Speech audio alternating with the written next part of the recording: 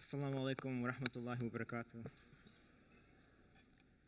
This is really such an honor. I can't really put into words.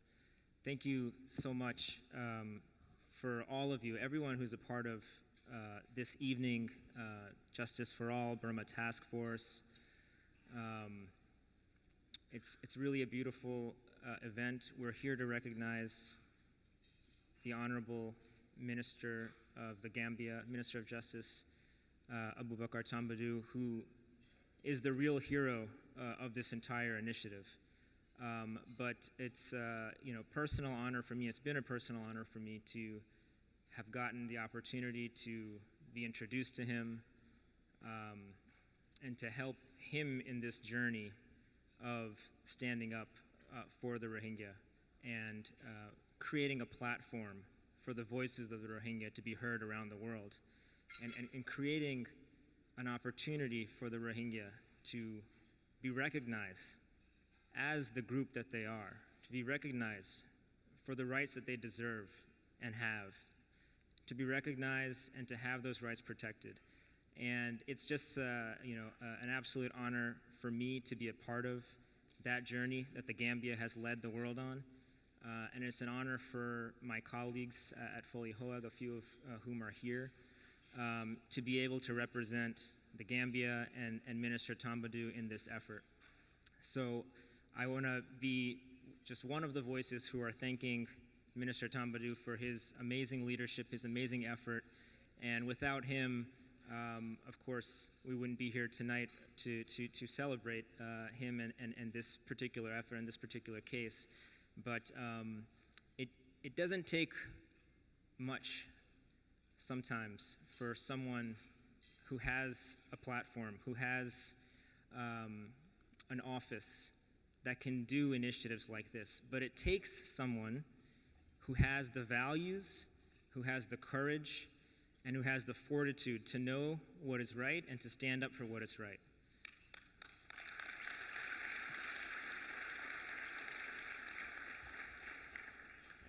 And having worked in government, I know my colleague and mentor Rashad Hussain can speak to this as well. It's too often there are people in government in positions not only in our government but in governments abroad who wield such authority and power and have such opportunity to do good in the world, and we see them time after time pass it up. But Minister Tambadou, he had the good luck, we all had the good luck, that his foreign minister wasn't able to attend an OIC meeting in Bangladesh, and instead he went. And he met the victims himself. And he saw their pain, and he saw their plight. And he said something must be done. And he moved the entire OIC, the Gambia, one of the smallest countries in Africa, moved the entire OIC.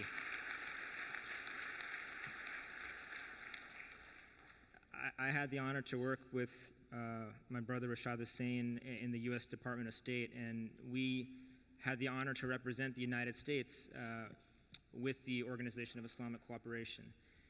And it's very rare to see the OIC do an initiative like this, to take a stand like this. And it's only because of the leadership and the effort and the example of Minister Tambadou that this happened, and that the Gambia stood up and did this. So I want to thank him personally for his courage and his efforts and his fortitude, and we still have a long road ahead.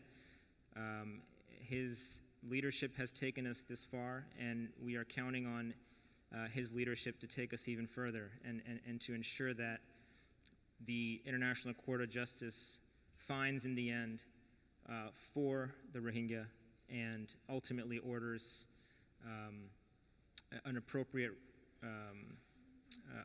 restitution for the crimes that they have endured. I also want to take this opportunity again to thank Burma Task Force, to thank Justice for All, to thank Imam Mujahid for his work. It's such an honor for me to have Imam Majid introduce me for this award. His example, his leadership, working for promoting religious freedom around the world. I had the pleasure to join with him in some of his trips that he's done, working to ensure that religious minorities around the world are protected. And so it's really, I don't deserve to be honored in this way, period, but certainly don't deserve to receive the award that he received last year. So it's such an amazing thing for him to be introducing me here today. And to thank my family as well, many of whom are here. My father was just recognized a little bit earlier as well.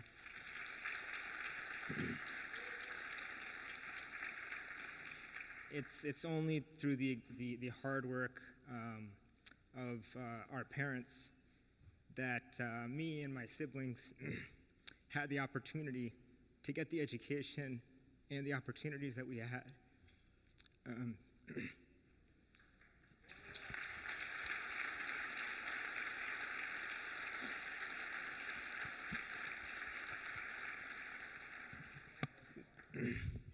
We've only been able to accomplish that which they have set the stage for us for.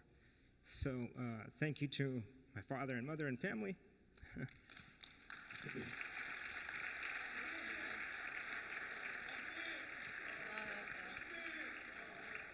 And my wife and family as well for the support that they give throughout all the work that I've done and the travels and everything. It's hard for them as well, so it's important to have that support.